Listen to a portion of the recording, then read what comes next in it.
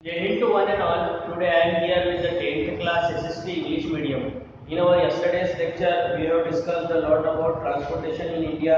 We have discussed a lot about highway, state highway, district highway, district and rural road. And we have also discussed a lot about railway tracks in India. Now we are going to study about water transportation. In that part, we are going to study inland water transport, coastal water transport, or sea transport. Then after that, we are going to discuss about air transport and pipeline and ports. So let's start. Water transport. What is water transport? The geographical condition of the India is being surrounded by the sea on the three side and the perennial rivers. All the bases of the water transport is the cheapest systems as compared to the other mode of transport. The ships that transport passenger are called loader. Ships that transport goods are called trunks. देखें India की अगर हम बात करें तो India में बहुत सारी लेक्स है, रिवर्स है, और इसके अलावा आपको मालूम है कि हमारा इंडिया एक पेनिनसुला है, मतलब इसके थ्री साइड से सीज वगैरह लगी हुई, सीज एंड ओशियंस लगे हुए हैं. ओके, तो इस वजह से यहाँ पर कहीं ना कहीं वाटर ट्रांसपोर्ट जो सिस्टम है वो भी होता है, वो भी चलता है. ऐसे शिप्स जो पैसेंजर को लेके जाते हैं उसको लोडर कहते हैं, और ऐसे शिप्स जो जिसमें गुड्स वगैरह आता है, माल आता है, उसको हम बोलते हैं ट्रैम्स. अब ये जो वाटर ट्रांसपोर्ट होता है बनिस्बत एयर ट्रांसपोर्ट के सस्ता भी होता है. ओके, इसके अलावा जो शिप्स वगैरह ऑयल वगैरह ट्रांसपोर्टेशन का काम करते हैं, एक जगह से दूसरी जगह लेके जाते हैं, उसको हम टैंकर कहते हैं ना. ऑयल हम जैसे देखें कच्चा तेल जो आता है हमारे देश में तो शिप वगैरह से ही वो आता है. Perishable commodities like milk products, fruits, vegetable etcetera transported by refrigerated ships. इसके अलावा कुछ ऐसी थिंग्स जिसमें खराब होने का डर रहता है, जो खराब हो सकती है, जैसे मिल्क प्रोडक्ट हुआ या फ्रूट्स है, वेजिटेबल्स वगैरह है, ये सब रेफ्रिजरेटेड शिप्स वगैरह में जाती है. आपने देखा होगा आइसक्रीम वगैरह भी आपकी रोड पे आपने देखा होगा रेफ्रिजरेटेड जो व्हीकल्स होता है उसके अंदर जाती है. तो ये भी सब रेफ्रिजरेटेड शिप्स में ही जाती है, क्योंकि 2 से 3 दिन लग जाते हैं इसको कहीं दूसरे देशों में अगर हम उसको एक्सपोर्ट कर रहे हैं तो उसको ज़्यादा समय लग जाता है, इसलिए रेफ्रिजरेटेड करना उससे बहुत ज़्यादा ज़रूरी होता है. For water transport there is no need of construction maintenance routes developed of the water. देखो वाटर ट्रांसपोर्ट की सबसे अच्छी खास बात ये है कि वाटर ट्रांसपोर्ट में हमें रूट को मेंटेन नहीं करना पड़ता. यदि हम रोड की बात करें, रोड ट्रांसपोर्ट होता है तो रोड कितनी बार आपने देखा होगा बारिश में खुद जाता है, उसको मेंटेनेंस उसका करना होता है. या रेलवे लाइन है तो रेलवे लाइन भी बारिश के अंदर उसका मेंटेनेंस करना होता है. मीन्स रोड और रेलवे दोनों का मेंटेनेंस करना रहता है, लेकिन वाटर ट्रांसपोर्ट में रूट का कोई मेंटेनेंस नहीं है. Okay, India is an essential due to its long coastline and for the security of its inlands located in the Arabian Sea and Bay of Bengal. Mineral oils areas located in the deep sea far away for the seashore fishing areas and our sea extended up to 12 nautical miles.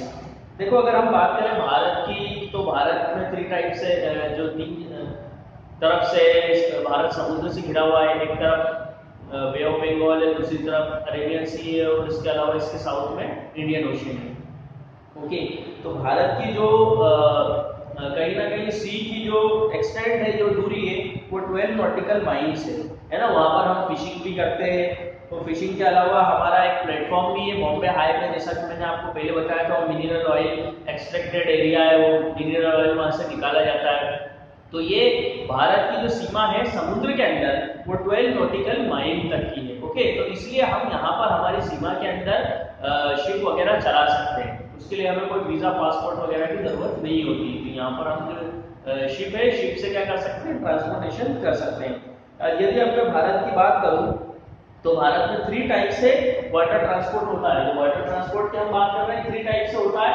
Inland water transport, coastal water transport और सी transport. सबसे पहले हम बात कर लेते हैं inland water transport की. तो इनलैंड वाटर ट्रांसपोर्ट की बात करूँ तो ये वो ट्रांसपोर्ट है जो भारत के अंदर रिवर्स है, देश के अंदर ही, जैसे गंगा, ब्रह्मपुत्र, कृष्णा, कावेरी, गोदावरी. तो इसके अंदर जो ट्रांसपोर्टेशन होता है, छोटी मोटी जो बोट्स होती है उसकी मदद से, उसको हम कहते हैं इनलैंड वाटर ट्रांसपोर्ट. ये तकरीबन 3700 किलोमीटर लॉन्ग है, मतलब इतना लंबा है ये. Okay, but only 2000 kilometre distance is use. लेकिन इसकी 2000 किलोमीटर की डिस्टेंस ही यूज होती है, बाकी डिस्टेंस इसकी यूज नहीं होती है. इसके अलावा भारत में जो कैनाल है, जो नहर है, उसकी लेंथ है 4300 किलोमीटर.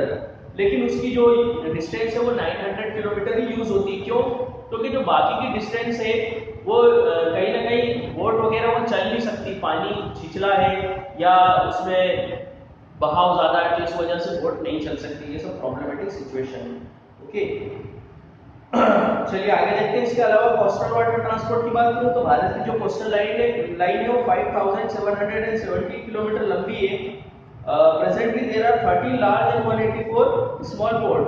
अभी अगर हम पोर्ट की बात करें तो 30 लार्ज पोर्ट है, बड़े बड़े पोर्ट हैं, और 184 स्मॉल और मीडियम पोर्ट है। अब बड़े और छोटे पोर्ट का आप अंदाजा कैसे लगा सकते हो? जैसे आपका रेलवे स्टेशन होता है, गांव का रेलवे स्टेशन है तो छोटा सा होगा, एक ही प्लेटफॉर्म होगा वहां पर। लेकिन यदि कोई बड़े शहर का, इंदौर, भोपाल या दिल्ली, मुंबई का जो रेलवे स्टेशन है तो वो काफी बड़ा होता है, उसमें प्लेटफॉर्म भी ज्यादा होते हैं, 6, 7, 8 इस टाइप से प्लेटफॉर्म हो सकते हैं। तो ऐसी पोर्ट को आप थोड़ा सा माइंड में सेट करिए कि ये 30 हमारे लार्ज पोर्ट्स हैं और 184 जो है स्मॉल पोर्ट्स और मीडियम पोर्ट्स हैं। ओके, अब लास्टली है सी ट्रांसपोर्ट। देखिए सी ट्रांसपोर्ट की अगर हम बात करें तो India ranks 19 in the world respect of transportation of good by ship. अगर हम बात करें शिप से ट्रांसपोर्टेशन की तो इंडिया का नंबर आता है 19। ओके, देखिए India has the largest fleet of merchant ship. जो मर्चेंट शिप है इंडिया कहीं ना कहीं उसमें काफी ज्यादा डेवलप्ड है। ओके, दूसरी डेवलपिंग कंट्री के मुकाबले में इंडिया उसमें काफी ज्यादा डेवलप्ड है जो मर्चेंट शिप वगैरह इंडिया में। अगर मैं इंडिया की बात करूं तो 140 merchant shipping companies are working. 140 merchant shipping company हमारे यहाँ काम करती है। इसमें से जो 107 है वो कोस्टल ट्रेड के अंदर इंगेज्ड है और 23 जो है वो फॉरेन ट्रेड के अंदर इंगेज्ड है, और जो 10 कंपनी है वो दोनों काम करती है, कोस्टल ट्रेड भी करती है और फॉरेन ट्रेड भी करती है। कोस्टल ट्रेड क्या होता है? कोस्टल ट्रेड मतलब कि जो कोस्टल लाइन से हम एक जगह से दूसरी जगह चीजों को पहुंचाते हैं with in the country, country के अंदर, वो कोस्टल ट्रेड है। और फॉरेन ट्रेड हम एक जगह, एक देश से मींस हमारे देश से दूसरे देश में किसी चीज को पहुंचा रहे हैं, वो फॉरेन ट्रेड है। फॉर एग्जांपल यदि मुंबई से गोवा मैंने किसी चीज को पहुंचाया कोस्टल लाइन के थ्रू तो वो कोस्टल ट्रेड कहलाएगा। लेकिन यदि मुंबई से मैंने किसी दूसरे देश में, सिंगापुर में, मलेशिया में, यहाँ पर मैंने किसी दूसरे अपने माल को या किसी चीज को पहुंचाया तो ये फॉरेन ट्रेड कहलाएगा। Okay, the public sector company shipping corporation of India is the largest shipping company owing a fleet of 88 ship. देखिए एक पब्लिक सेक्टर कंपनी जिसका नाम है शिपिंग कॉर्पोरेशन ऑफ इंडिया, ये लार्जेस्ट कंपनी है, लार्जेस्ट शिपिंग कंपनी, इसके पास 88 ships वगैरह हैं। ओके, आगे हम बात कर लेते हैं भारत के सी रूट्स की। यदि सी रूट्स की मैं बात करूं तो सिंगापुर रूट से, ये जो रूट्स है ये कोलकाता से, यहाँ से जो सिंगापुर रूट है हमारा, यहाँ से हम, this route is from Kolkata to sea shore of United State of America via Japan. देखिए जो हमारा सिंगापुर रूट है इसका इस्तेमाल हम करते हैं कोलकाता से तो यूनाइटेड स्टेट ऑफ अमेरिका जाने के लिए, अमेरिका तक जाने के लिए जापान के थ्रू, वाया जापान, है ना, मींस जापान होते हुए। दूसरा है ऑस्ट्रेलिया रूट। यदि हम ऑस्ट्रेलिया की रूट की बात करें तो चाइना से ऑस्ट्रेलिया जाने के लिए ये रूट है, नॉट चाइना, चेन्नई से ऑस्ट्रेलिया जाने के लिए रूट है। इसके अलावा न्यूजीलैंड जाने के लिए भी रूट है वाया सिंगापुर होते हुए। फिर स्विस रूट है, यहाँ स्विस रूट के जरिए हम मुंबई से पोर्ट साइड और लंदन वगैरह जाते हैं। फिर Cape of Good Hope route है, यहाँ पर हम मुंबई से बॉम्बेसा, या सॉरी हम यहाँ पे मुंबई से बॉम्बेसा और इसके अलावा यूरोप और अमेरिकन कंट्रीज में जाने के लिए Cape of Good Hope route का इस्तेमाल करते हैं। ओके, तो ये हमारे वाटर ट्रांसपोर्ट का जो हमने आज डिस्कस किया, इसको आप एक बार रीड करेंगे अच्छे से आपको प्रिपेयर हो जाएगा। अब हम बात कर लेते हैं एयर ट्रांसपोर्ट की।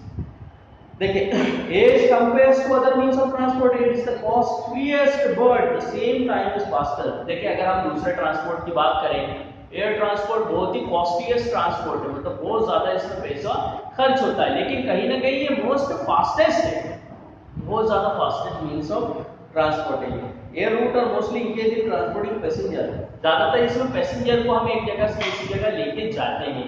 जो माल है या जो सामान है, जो गुड्स होता है मतलब हमारा, वो ज्यादा इसमें नहीं जाता है, लेकिन ज्यादा मात्रा में नहीं जाता। Okay, they transport goods and mail to mail, और गुड्स का ट्रांसपोर्ट भी ये करते हैं लेकिन कम। The first flights in India took place in 1911 between Allahabad and Neni, which was the only for demonstration purpose. सबसे पहले इंडिया में जो फ्लाइट चली थी वो 1911 में चली थी, इलाहाबाद और नैनी के बीच में। ये केवल उस समय डेमोन्स्ट्रेशन के लिए इस्तेमाल की गई। For improvement and development of the air transport after independence the airlines were nationalised. अब ये एयर ट्रांसपोर्ट को कहीं ना कहीं इसमें इम्प्रूवमेंट और डेवलपमेंट करने के लिए आज़ादी के बाद में इसे नेशनलाइज कर दिया गया। ओके, कब कर दिया गया? 13 अगस्त 1953 को इसको नेशनलाइज कर दिया गया। इसके दो ऑर्गेनाइजेशन है जो हमारे नेशनलाइज्ड फ्लाइट है, और आजकल तो बहुत सारी प्राइवेट फ्लाइट्स भी चलती हैं। तो जो नेशनलाइज्ड फ्लाइट है इसके दो ऑर्गेनाइजेशन हैं, या इसको यूँ कहना चाहिए two organisation were set up in the public sector. दो ऑर्गेनाइजेशन है इसके पब्लिक सेक्टर के, पहला है एयर इंडिया और दूसरा है इंडियन एयरलाइंस। यदि हम एयर इंडिया की बात करें तो ये इंटरनेशनल एयर ट्रांसपोर्ट प्रोवाइड करता है। यदि अगर आपको दूसरे देश में जाना है, ब्रिटेन, अमेरिका, यूरोप, तो आप जाएंगे एयर इंडिया से। इंडियन एयरलाइन की बात करूं तो ये डोमेस्टिक कहीं ना कहीं सर्विस प्रोवाइड करता है। Indian airlines provide air transport services with in the country. Country के अंदर ये डोमेस्टिक सर्विस प्रोवाइड करता है। इसके अलावा beside transporting passenger and good and providing postal services, it organises flights to 17 international airports. इसके अलावा ये 17 इंटरनेशनल एयरपोर्ट्स के अंदर भी जो अपनी फ्लाइट को ऑर्गेनाइज करता है, जैसे Bangkok, Singapore, Kuala Lumpur, Rangoon, Kathmandu, Colombo, Dhaka, ये सब जो 17 यहाँ पर लिखे हुए हैं इसको आप अच्छे से रीड कर लीजिएगा। इसका जो हेडक्वार्टर्स है वो दिल्ली में है, एयर इंडिया का या इंडियन एयरलाइंस दोनों का। This airline is also known as Indian. इस एयरलाइन को हम इंडियन भी कहते हैं। आगे बात करेंगे, such areas where services of the Indian airlines are not available for the trade and commerce to provide facility to tourist and to connect the people of the north east service which via route has been started since 20 January 1981। देखो ऐसे area जहां पर Indian airline या air India की जो service available नहीं होती है, जो दूर दराज के इलाके हैं, लेकिन कहीं ना कहीं जो टूरिस्ट फैसिलिटी वहाँ प्रोवाइड करने के लिए और लोगों को जोड़ने के लिए, जैसे नॉर्थ ईस्ट के हमारे इलाके, वहाँ पर वायुदूत नाम की फैसिलिटी स्टार्ट की गई थी 20 जनवरी 1981 में। अब आप बात कर लेते हैं पवन हंस की। पवन हंस की बात करें तो ये हेलीकॉप्टर सर्विस फैसिलिटीज है जो कि कहीं ना कहीं हमारे देश के अंदर जो नेचुरल ऑयल या नेशनल गैस वगैरह जहाँ से निकलती है उस एक्टिविटीज को परफॉर्म करने के लिए ये हेलीकॉप्टर सर्विस फैसिलिटीज है। Okay, Pawan Hans has been setup, इसका सेटअप हुआ था 15 अक्टूबर 1985 के अंदर। और इसके अलावा रेगुलर स्पेशल दोनों सर्विसेज ही प्रोवाइड करती है डिफिकल्ट एरियाज के अंदर। या कभी कभी कहीं किसी एरियाज के अंदर बाढ़ आ जाती है या भूकंप आ जाता है तो वहां पर राहत पैकेजेस पहुंचाने के लिए भी सर्विसेज का इस्तेमाल होता है। ओके, ये अभी हेलीकॉप्टर सर्विसेज के मामले में एशिया की सबसे बिगेस्ट सर्विस है। ओके, इसको कौन ऑपरेट करता है? इंडियन एयरपोर्ट अथॉरिटी इसको ऑपरेट करती है। ओके, भारतीय विमानतल प्राधिकरण इसका मेंटेनेंस वगैरह और इसका जो इसकी लुक आफ्टर है वो वही करती है। आगे हम बात कर लेंगे पाइपलाइन एंड पोर्ट की। एयर ट्रांसपोर्ट की बात खत्म होती है, अब हम बात करेंगे पाइपलाइन एंड पोर्ट की। देखिए पाइपलाइन एंड पोर्ट क्या है। The manner in which the liquid, solid and dry goods are transport by the road, rails and ship airways is similar way the liquid has gas product और transport by the pipeline. देखें जिस तरीके से goods को हम एक जगह से दूसरी जगह ट्रांसपोर्ट करते हैं, अब चाहे वो एयर ट्रांसपोर्ट हो, लैंड ट्रांसपोर्ट हो या वाटर ट्रांसपोर्ट हो, गुड्स को हम एक जगह से दूसरी जगह ट्रांसफर करते हैं, है ना। इसी तरीके से जो लिक्विड है और गैस है उसको हम एक जगह से दूसरी जगह ट्रांसफर करने के लिए पाइपलाइन का इस्तेमाल कर लेते हैं। जैसे पेट्रोलियम है या दूसरा जो ऑयल है या इसके अलावा जो गैस है, नेचुरल गैस वगैरह है, इसमें हम पाइपलाइन का इस्तेमाल कर लेते हैं। पाइपलाइन का इस्तेमाल करने के बहुत ज्यादा फायदे हैं। पहला फायदा यह है कि ट्रांसपोर्टेशन की कॉस्ट बचती है इससे। दूसरा फायदा यह है कि टाइमिंग कम लगता है, समय की बहुत ज्यादा बचत होती है। ओके, आगे देखते हैं हम इंपोर्ट पाइपलाइंस, इंपोर्टेंट पाइपलाइंस। कुछ इंपोर्टेंट पाइपलाइंस की मैं बात करूं तो यहाँ पर आपको दिया हुआ है पेज नंबर 78 पे। ये पेज नंबर 78 रीड करेंगे आप। यहाँ पर पाइपलाइन बताया गया है कि कहां से कहां तक। देखिए पहली pipeline Hazira Jagdishpur gas pipeline है।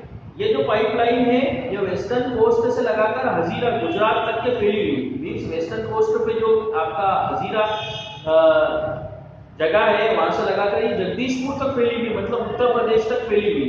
इसके बीच में ये विजयनगर सॉरी विजयपुर मध्य प्रदेश से होते हुए गुजरी है ये।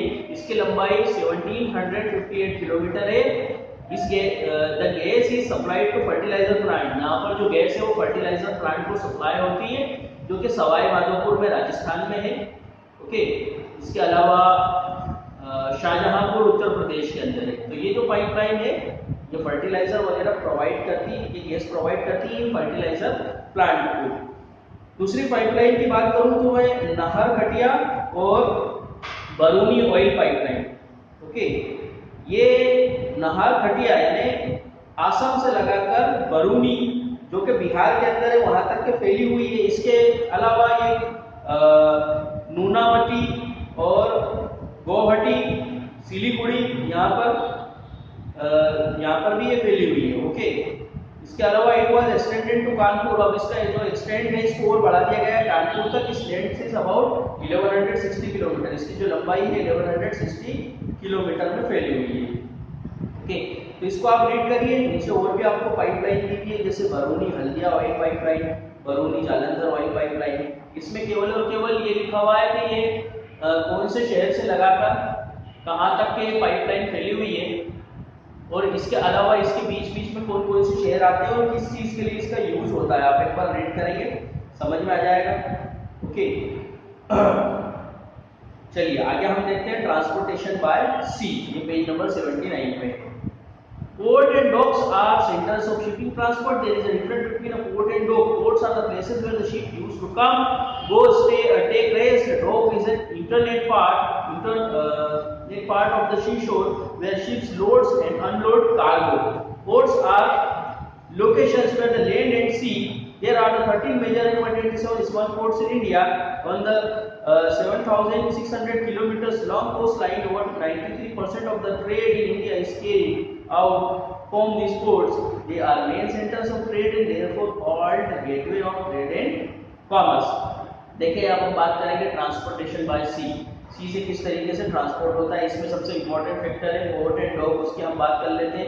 पोर्ट एंड जो डॉक है ये कहीं ना कहीं शिपिंग ट्रांसपोर्ट के सेंटर्स वगैरह होते हैं, लेकिन दोनों एक दूसरे से डिफरेंट है। यदि हम पोर्ट की बात करें तो port where ships used to go, जहां पर शिप जाते हैं, स्टे होते हैं, कुछ समय के लिए खड़े होते हैं, रेस्ट लेते हैं, वो उसको हम कहते हैं पोर्ट। यदि मैं डॉक की बात करूं तो ये एक इंटरनल पार्ट है सीशोर का, जहां पर शिप लोड और अनलोड होते हैं। ओके, यदि हम पोर्ट की बात करें तो हमारे देश के अंदर 13 मेजर पोर्ट है और 187 स्मॉल पोर्ट्स वगैरह हैं।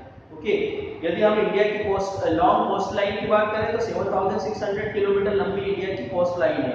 ओके, और भारत का 93% जो ट्रेड है इन्हीं कोस्ट लाइन के जरिए होता है। ओके, चलिए अब हम अलग अलग जो है कोस्ट की बात कर लेते हैं। इसमें से मैं कुछ आपको बताऊंगा, बाकी आप लोगों को रीड करना है। पहला है पोर्ट ऑफ वेस्टर्न कोस्ट। जो वेस्टर्न कोस्ट है हमारा या वेस्टर्न कोस्ट लाइन, आपको मालूम है वेस्टर्न कोस्ट लाइन और ईस्टर्न कोस्ट लाइन दो कोस्ट लाइन है हमारे भारत में। तो उसका जो इंपॉर्टेंट पोर्ट है वो कांडला, मुंबई, नवाशेवा, इसके बाद मारमै गोवा और न्यू मैंगलोर और कोचीन। इसके अलावा नॉर्थ ईस्टर्न पोर्ट की बात करूं तो टूटिकोरिन, इन्नौर, चेन्नई, विशाखापट्टनम, प्रागीर, कोलकाता, हल्दिया। इसके अलावा मुंबई की बात करूं तो after Kolkata the second important and largest port is Mumbai. Mumbai Kolkata के बाद में लार्जेस्ट पोर्ट है और सेकंड इंपॉर्टेंट पोर्ट है। ओके, ये जो पोर्ट है ये कहीं ना कहीं स्विस कैनाल और केप ऑफ गुड होप से जुड़ा हुआ है। यहाँ से भारत के अंदर पेट्रोल और पेट्रोलियम प्रोडक्ट आता है, मशीनरी वगैरह या साइंटिफिक टूल्स वगैरह आते हैं, पेपर वगैरह आता है, मेडिसिन्स वगैरह आती है, फूड आर्टिकल्स, फूड वगैरह आता है, cotton, cloth, oil seed, manganese, leather, ये सारी की सारी चीजें एक्सपोर्ट की जाती हैं, या कुछ चीजें इनमें से हम इंपोर्ट भी करते हैं, बाकी ये यहाँ से एक्सपोर्ट कर दी जाती हैं। Because it is located on the western coast, क्योंकि वेस्टर्न कोस्ट पे स्थित है, इसलिए इसको हम गेटवे ऑफ इंडिया भी कहते हैं, इंडिया का gateway.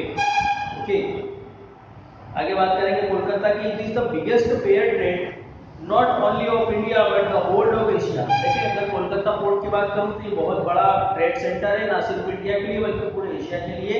The area served by is are West Bengal. देखो इसका जो एरिया है वो वेस्ट बंगाल, ओडिशा, झारखंड, छत्तीसगढ़, असम, बिहार और उत्तर प्रदेश, ये सारे एरिया हैं जहाँ से कोलकाता जो पोर्ट है वो उसको यूज़ किया जाता है इन सारे एरिया के ट्रेड करने के लिए। ओके, वेस्ट बंगाल, उड़ीसा, झारखंड, छत्तीसगढ़, असम, बिहार, उत्तर प्रदेश, इन सब का जो चीज़ें आती है इम्पोर्ट और एक्सपोर्ट है वो यही इस पोर्ट से किया जाता है।